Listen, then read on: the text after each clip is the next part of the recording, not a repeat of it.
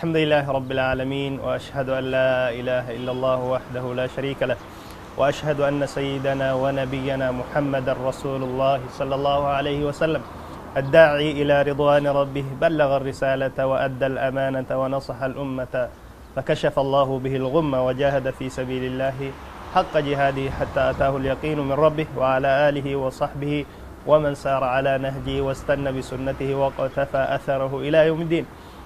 daawwattoota sagantaa TV Afrikaadhaa sagantaan keenya kan tasgibbiidhaa itti fufaa sagantaa san jalatti wanni har'a qabannee isinii dhihaannee jiraan akkuma sagantaa tare keessatti waa'ee godaansa dubbataa jirra jechaadha. Har'a sagantaa kanallee kan isinii dhiheessu Sa'iid Junayd Imuu fi anilleen Abdurrahmaan Ahmad Muhammadan jedhama. Sagantaa keenya kana akka haala gaariidhaan nu waliin caqastanii warra itti faayidamu rabbiin sinaa taasisu jecha. Sheikh Sa'iid sagantaa keenya kana duraan illee ni dubbataa turre waa'ee godaansaa dubbataa turre waa'ee godaansaa biyya keessa dubbataa turre jechaadha. Sagantaa tare irratti xiqqoo jalqabnee godaansa alatti namni godaanu yeroo nu jala dhumtee hafee jechaadha. Amma daawwattoota keenyaaf wanni dabarsinuuf maali godaansi alaadha har'a asirraa jalqabnee inshallah sagantaa kanatti fufna. Godaansi biyya alaadha kan itti fedhame maali inni ibsii fi baadsanii itti seenna wanni bifa bal'aa ta'e. Bismillah alhamdulillah salatu wassalamu ala rasulillah.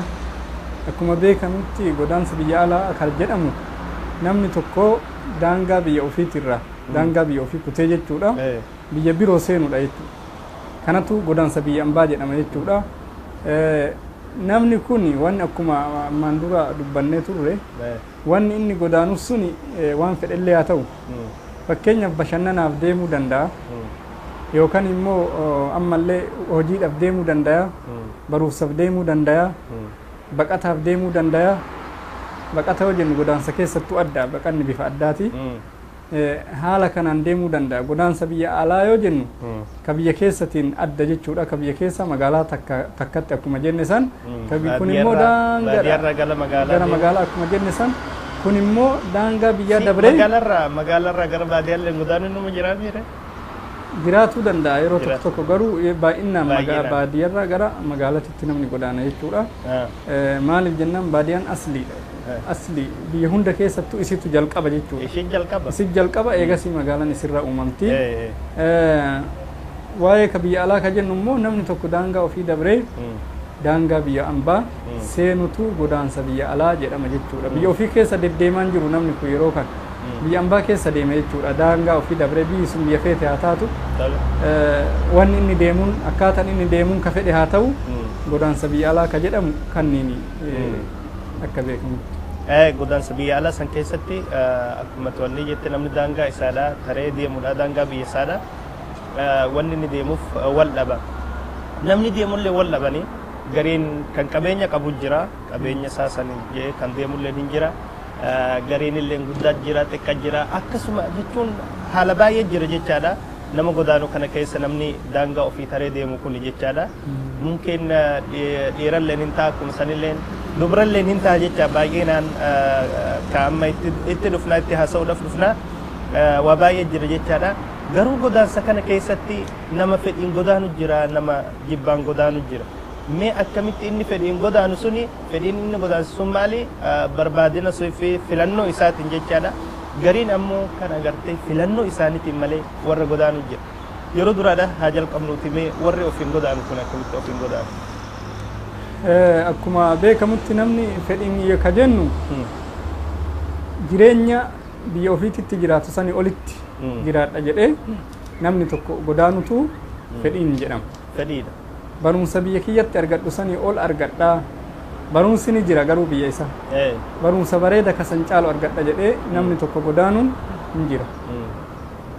Ammallee immoo fakkeenyaaf biyya san caalchifatee diinagdeetii yaa wajjin ta deemtu fakkeenyaaf qabeenya guddaa qaba.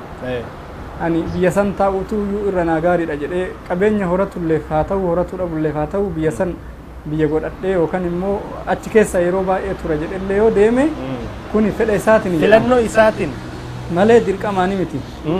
Ka fedhannoon fedha ofiitiin deemu jechuudha kun. Kan biroo immoo ka dirqamaatu jira.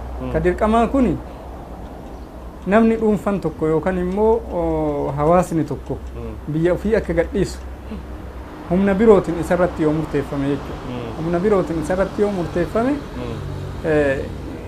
namichi suni dirqamaan biyya ofii gadhiise jedhama. Humna birootiin isarratti dirqamsiisu yoo jedhamu karaa lamaan ta'uu danda'a. Karaa tokkoon biyya sanatti rakkoon uumamaa fa'a argame rakkoon uumamaa argamee namoota kana dirqamaan gadhiisiisuu fa'a. Fakkeenyaaf lafti socho'iinsi yookaan sigigaasinsi lafaa fa'a hin argama jedhanii namoonni sun namoonni kun wayi arganire hin beekan isaan. Garuu namoonni kun arganii bara yookaan immoo ji'a ganaan booda sigigaatinsi lafaa waan jiruuf yookaan maalii waan jiruuf jedhanii yookaan biyya ollaatitti yookaan immoo namoonni sun biyya san walii wal qabatiinsaa gama firummaatiin gama gosaatiin qabanii ummanni wal jijjiiruu fi yookaan garasitti godaanu waan fedheenuu haa ta'u dirqamalleen godaanuun hin jira jechuudha. Maaliif jennaan jireenyi biyya sanii jireenyi biyya inni jiraatu sun fayyaa isaatiif jireenya isaati irratti rakkoo yoo ta'e dirqamaan nama godaansisan jechuudha. Amma jechuun amma dirqamaa fi yeroo godaansa kun dirqamaa fi filannoodhaan hoggaa jennu inni filannoodhaan ta'e ifa galaadha. Namni tokko barumsa isaafillee haa ta'u yookaan dalagaafillee haa ta'u filateetuma fedhii isaatiin akkasitti deemu garuu isa dirqama irratti yeroo jennu kana as keessaa xiqqoo dubbii wal fakkaatti nattuun dhufe jechaadha. Maaliifin yoo jette nama baay'ee biyya ofiitii baha fedhii ofiitiin baha garuu ammoo yoo gaafin tokko dhufe dirqamnee tan deemaa ja'a waan inni dirqameef deemuuf hin dubbanna waan adda addaa waan namni biyyaa bahuuf waan sababa namni biyyaa bahuuf hin dubbanna garuu dirqamee tan deema ja'a.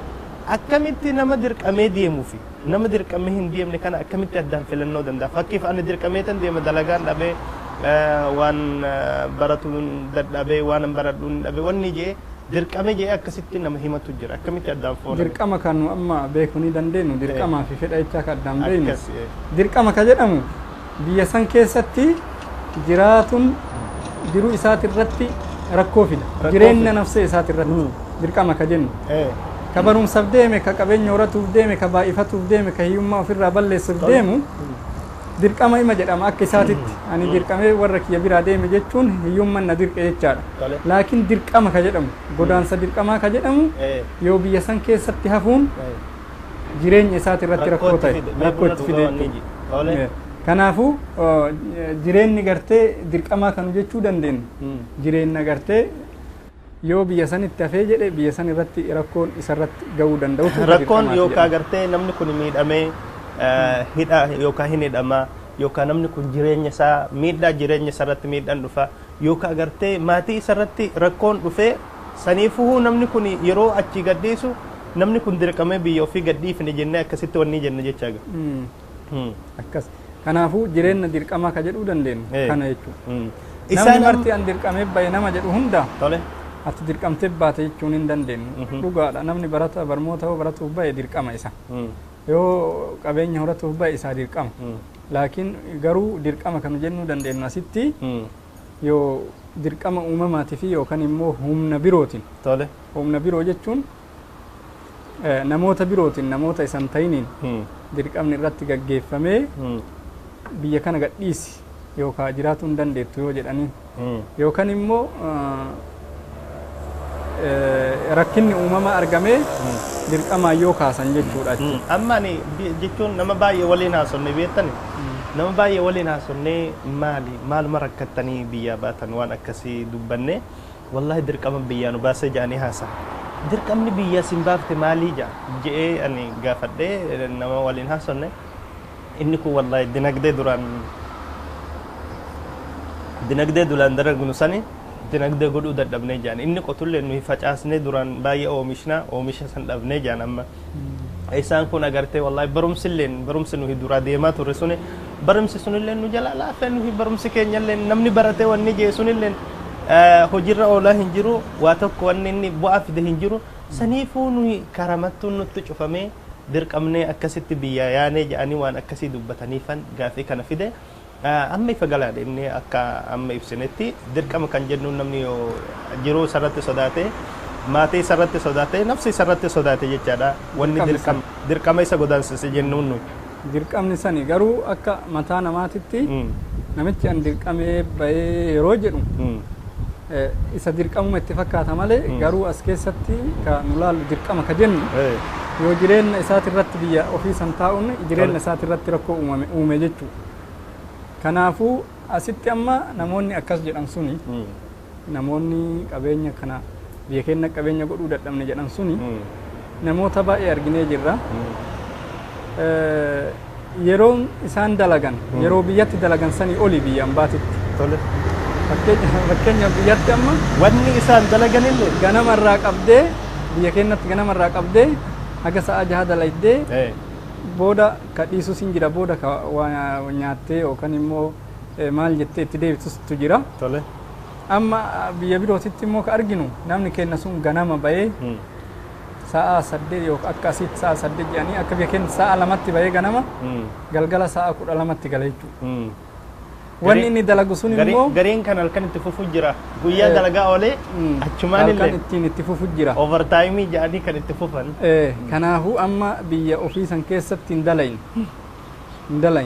biyya ofiitti taa'aa dhaqanii biyya biroo dhaqanii eegasii biyya sayyoo dhaqanii jedhanii jireenyi sanii ol ta'uu arganii rakkinni sanii ol ta'uu arganii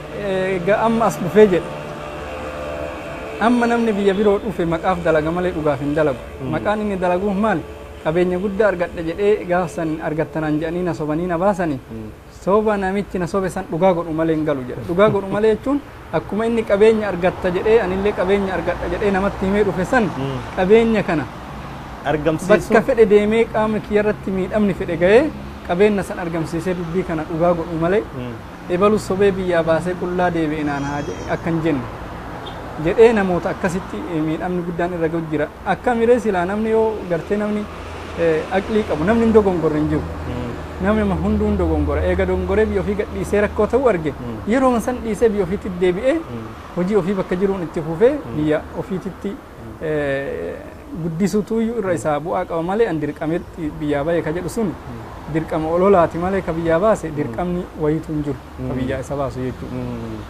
Kana jechuun nama hundaaf jechuun akka namoota nu beeknu yookaan wajjinaa isaaniititti dirqamni isaan baase sun dirqaman jedhamu.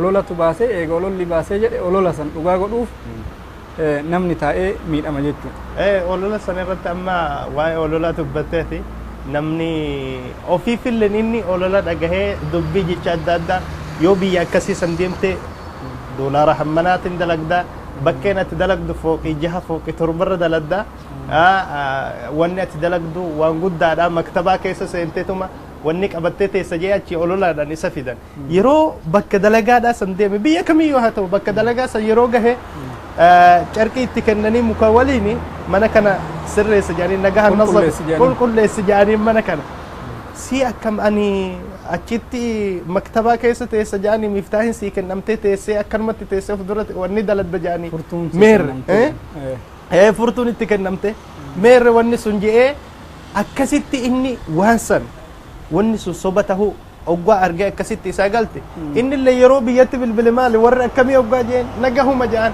duuba akkamii barra abalullee dhufuu barbaada yoo jeen haa dhufuuti dalagaan guutee jira jedhan haa dhuf inni illee akkasitti wanni jedhame bahee olola saniin bahee nama biroollee miidhee olola saniin akkasitti baasee ofii isaatiif illee nani wallahi cinqii fan dhufe jaa cinqii san osoo hin ta'in osoo rakkoo saniif hin ta'in inni illee nama biroo waan akkasirra geessaa jechaadha mee sanittiin tarree wanni namni biyya ofii gadhiisee biyya itti dhalate gadhiisee hawaasa isaa gadhiisee maatii isaa dhiisee wanni biyya alaa deemuuf maali yoo jenne akka haala gabaabate nuyi tokko lama jennee lakkaa'uun hin jabaata akkuma kanaan dura wanni jenne maalifiini rakkoon ani argu tokko nama birattuun arga kan hin agarre tokko nama birattuun arga yookaan kan inni hin agarre tokko ani kana jee fudhadhuu danda'a jecha akka gabeenyatti namni biyya itti dhalate tun itti jabaatti bar biyya itti dhalate tun itti jabaatti namni maatii isaa dhiisee ilma isaa dhiisee haadha warraa isaa dhiisee fira isaa dhiisee akkasitti biyya hin bi'enne nama isaa kan hin bi'enne ka afaan isaa hin bi'enne ka yoo biyya isaatti deemu biyya sana oggaa dhaqu ma eenyu waliinan dubbadha eenyu waliinan haasaa eenyu kan waa tokko hin bi'enne biyya isaa dhiisee deema wanni biyya isaa gad dhiisee biyya alaa deemuuf namni maali sababni sababni nama maraafuu ifaadha garuu yoo ibsuuf yaalii goone namni wanni biyyaa ba'uuf jechu ibsuuf yoo yaalii goone tokkoffaa du'uma jalaa dheessa namni gariin fakkeenyaaf du'a jalaa dheessa yoo jennu namoota dirqamanii bayan dirqama akka reef jenneessan humni tokko gartee yookaan immoo ka humna isaati olii tokko isa baasee biyya kee gadhiisi yoo jedhanii inni biyya ofii gadhiisee hin du'a jechaaf biyya ofii gadhiise yookaan immoo odoo humni tokko isan dirqin biyya isaa sanitti lolli argamee hin jiraadha haga biyya kiyya kun nagaa argatu jedhee karaa kanaan namni bahuu danda'a jechuudha. Lammaffaa irratti immoo barumsa. Amma haala duraa kanarratti yoo wanni jenne bal'isuudhaaf bal'ifnee ibsuuf yoo barbaadne namni lola yeroo jennu kana lolli kuni biyya alaati itti argamullee biyya alaati biyya isaa kana lolamullee yookaan biyyuma keessa lolli sun argamulleen sababa sanii je'ee kan biyya ofii gadhiise odoo biyya isaadhaa taa'uu barbaaduti rakkoo isa gadhiisisiise jechaadha. Akkas. Lolli akkasuma lolli mumkin yookaan ala argamuun malaa keessaa argamuun malaa nama hundaafuu beekamaadha kun waan amma addunyaa mararra jiru namni biyya isaatti lolli argamee jiraatu maatii ofii wajjin yoo dadhabe dirqamaan biyya gadhiise jechuudha. Akkasumas barumsallee biyya gadhiisa barumsa jechuun biyya isaatti barumsa qulqullina qabu dhabee yookaan haalli jireenya isaa mijeessuu dadhabee hin baradha jedhee biyya gadhiisuu danda'a. Kunillee sababa akka sababaatti ilaalama sababa lammaffaatiif.